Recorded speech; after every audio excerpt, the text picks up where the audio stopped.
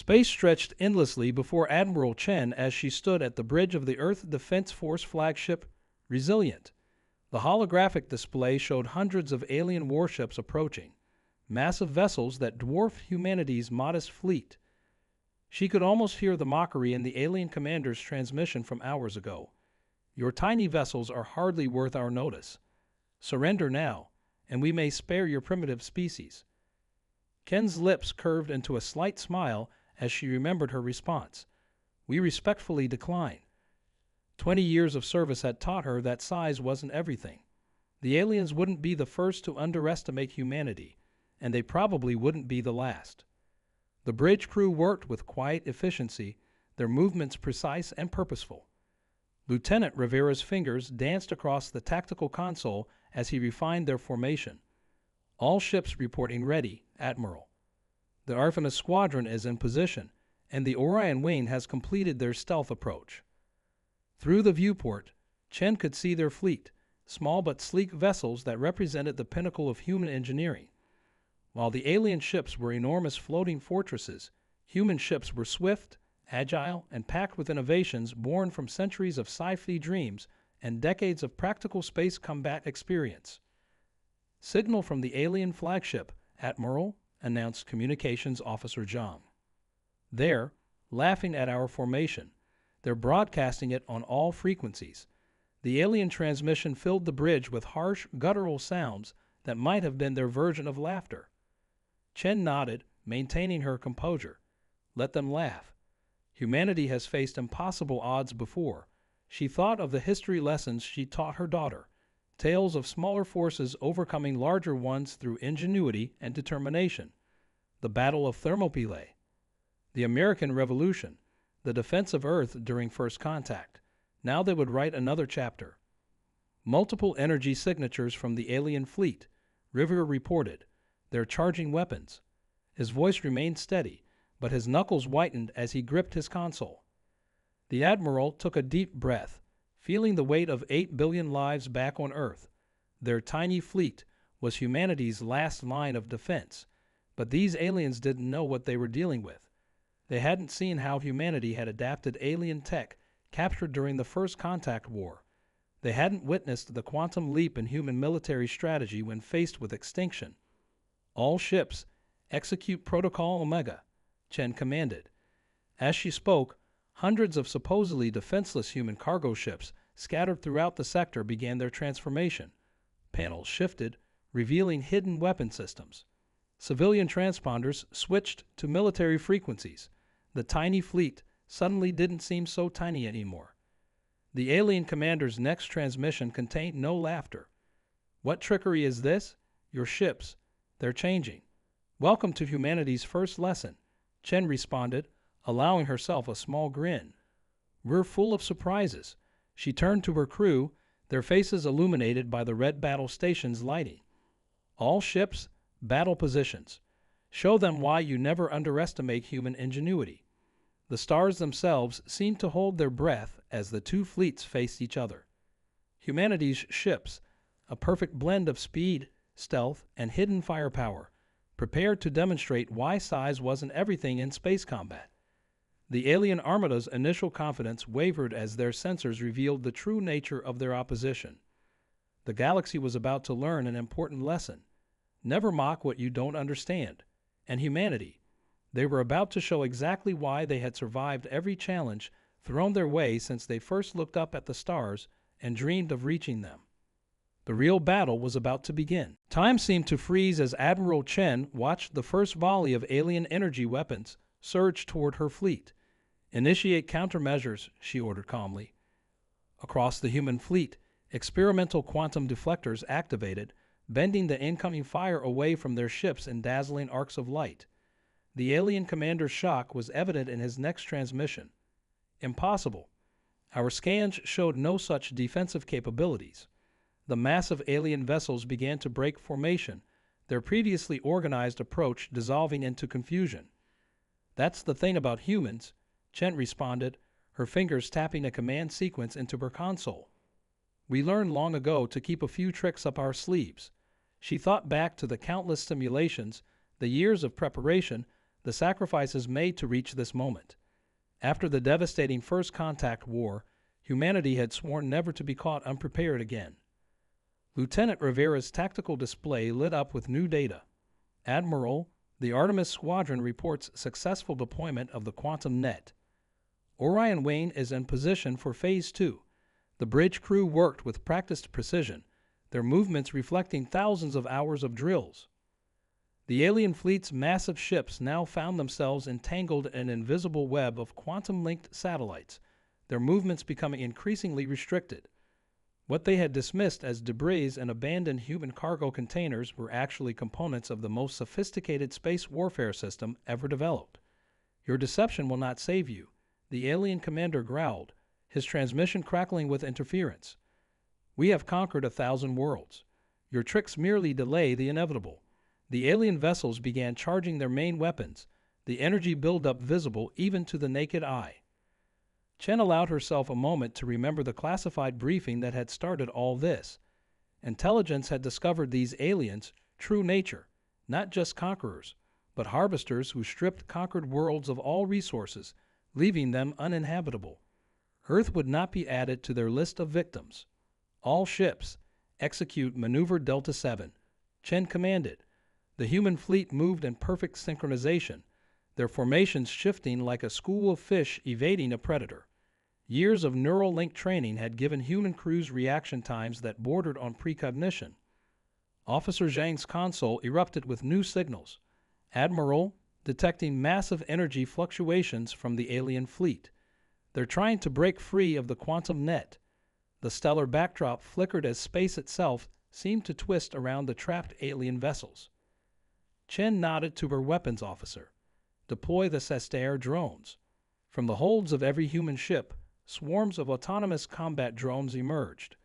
Each one carried a fraction of the firepower of the alien ships, but together they represented humanity's mastery of swarm tactics. The alien commander's next transmission contained something new in his voice, a note of uncertainty. "What are these insects? You think to defeat us with toys." But the dismissive words couldn't hide his growing concern as thousands of drones took up attack positions. "Signal from Earth Defense Command," Zhang announced. "Operation Phoenix is green-lit." Chen felt a flutter in her stomach. This was the moment they had trained for.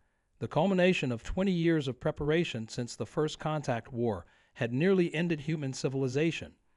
The bridge crew straightened in their seats, knowing what came next. Humanity had learned harsh lessons about survival among the stars. Now they would show these aliens why Earth still stood free while 1,000 other worlds had fallen. "All ships," Chen commanded, her voice steady despite the weight of the moment, "prepare to execute Phoenix Protocol."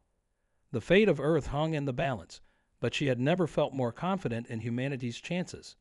The real demonstration of human ingenuity was about to begin. Phoenix Protocol initiated, echoed across the bridge as Admiral Chen watched the Sestair drones shift into their final attack pattern. Each drone's quantum core began to pulse with a soft blue light, creating a mesmerizing dance against the backdrop of stars. The alien fleet's massive ships now looked less like predators and more like whales caught in a net of light. "They're charging their main weapons again," Rivera reported, his voice tight with tension. "Energy readings are off the charts."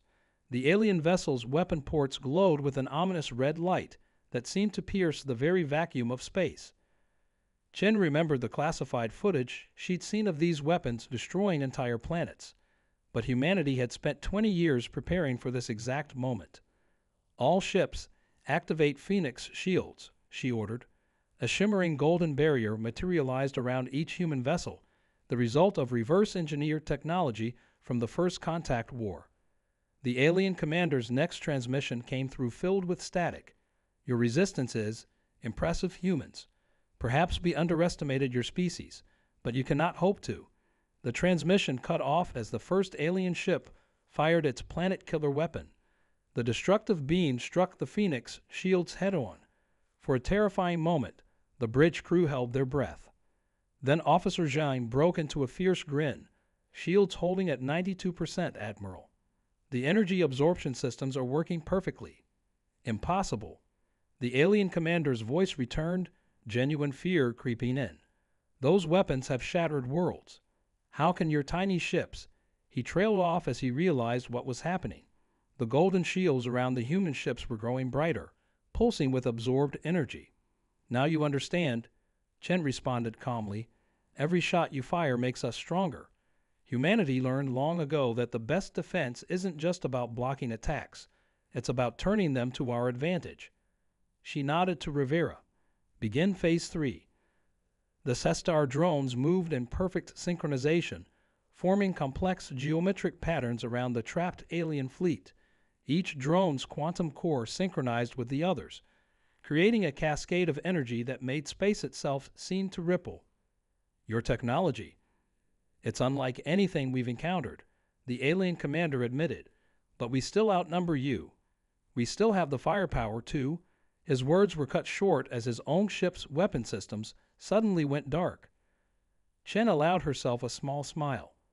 Numbers mean nothing when you don't understand what you're fighting. Those toys you mocked? They're not just drones. They're quantum field manipulators, and you just gave them all the energy they needed. The alien fleet's massive engines flared as they tried to break free, but the quantum net held firm. The Cestar drones' pattern grew tighter, their blue light intensifying. On the bridge of the Resilient, warning klaxons began to sound. Quantum field approaching critical mass, Rivera announced. We need to begin the final sequence now, Admiral. His hands hovered over the controls, waiting for the command that would change the course of human history. Chen took a deep breath, feeling the weight of the moment. Everything humanity had built, every sacrifice made, every lesson learned from their past defeats, it all led to this moment. The next few minutes would determine whether Earth remained free or became just another conquered world in the alien empire's collection. All ships, she commanded, her voice unwavering, prepare for synchronized quantum burst. This is what we trained for. This is why they called us the Tiny Fleet. Now let's show them what humanity can really do. The stars themselves seemed to dim as the quantum field reached its peak, and the fate of two civilizations hung in the balance.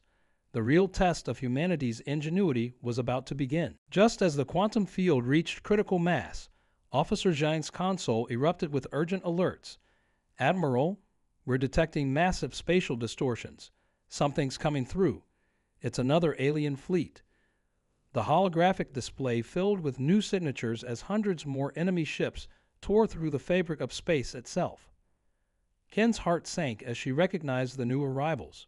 The Harvester's reinforcements, she muttered. Intelligence had warned this might happen, but they'd hoped to complete the operation before the enemy could call for help. The new fleet was even larger than the first, their ships bristling with weapons that made the original force look primitive in comparison. Your persistence forced our hand, humans. The original alien commander's voice held new confidence. You face not just our expeditionary force now, but the full might of the Harvester Armada. Your clever traps mean nothing against such power. Rivera's hands flew across his tactical display. Admiral, the quantum net can't contain both fleets. We need to choose, maintain the trap on the original force, or redirect our resources to defend against the new threat. The bridge crew looked to Chen, their faces tense but determined. But something about the situation nagged at Chen's tactical instincts. 20 years of warfare had taught her to trust her gut. Officer Zhang, analyze those spatial distortions. Compare them to our records from the first contact war. Zhang's fingers danced across his console, and his eyes widened. Admiral, the signature matches. It's the same technology we reverse-engineered for Project Aurora. A smile spread across his face as he understood the implications. Chen straightened in her chair. Exactly. They're not just using their standard faster-than-light drives. They're using short-range spatial jumps, the same technology we adapted for our own ships. She opened a channel to all human vessels. All ships, initiate Aurora Protocol. Let's show them they're not the only ones who learned from the first contact war. The alien commander's mocking laughter filled the command channel. Your bravado is admirable, but futile. Your tiny fleet is trapped between two superior forces. Surrender now and... His transmission cut off mid-sentence as the human fleet suddenly vanished. Spatial jump successful, River reported crisply. All ships have rematerialized at designated coordinates. The human fleet had reappeared behind the new alien armada, catching them in a crossfire between the Sestar drones and their own ships. Impossible. The alien commander's shock was palpable. You copied our holy technology. You dare use it against us. The new fleet scrambled to reorient themselves, their massive ships struggling to match the agility of the human vessels. Ken's voice was steel as she responded. We did more than copy it. We improved it. Humanity's greatest strength isn't our technology or our weapons. It's our ability to learn, to adapt, to take what defeats us and turn it into victory. But even as she spoke, the tactical display showed the alien reinforcements deploying something new, massive devices that began warping the very fabric of space around them. The quantum field started to destabilize, and warning alerts blared across every console on the bridge. Admiral. John's voice was urgent. They're using some kind of quantum nullification technology. Our fields are collapsing. The carefully laid trap was beginning to unravel, and humanity's advantage was slipping away. Ken's mind raced. The aliens had clearly prepared for the possibility that someone might turn their own technology against them. But if there was one thing humanity excelled at, it was thinking outside the box. She looked at her crew, seeing the same determination in their eyes that she felt in her heart. All ships, she commanded, prepare for emergency protocol Omega. If they want to change the rules of this fight, we'll show them why humanity's greatest weapon has always been our unpredictability. The fate of Earth now hung by an even thinner thread, but Chen wasn't done fighting. Not by a long shot. Emergency Protocol Omega, confirmed, echoed across the bridge as Chen input her command codes. All ships, initiate quantum core overload. The order sent a chill through the bridge crew. They knew what it meant. Every human vessel began to pulse with increasing intensity, their reactor cores pushing far beyond safe limits. You mean to destroy yourselves? The alien commander's voice held a mix of disbelief and grudging respect. Even now, you refuse to accept defeat. The massive nullification devices continued their work, breaking down the quantum fields that had trapped the original fleet. Ken's response was calm, almost serene. Who said anything about destroying ourselves? She nodded to Rivera, who activated a secondary command sequence. Across the battlefield, the seemingly disabled Star drones suddenly reactivated, but with a crucial difference. Instead of their usual blue glow, they now pulsed with the same golden light as the human ship's quantum cores. Admiral. Jine reported with barely contained excitement, quantum resonance achieving synchronization. The drones are successfully mimicking our core signatures.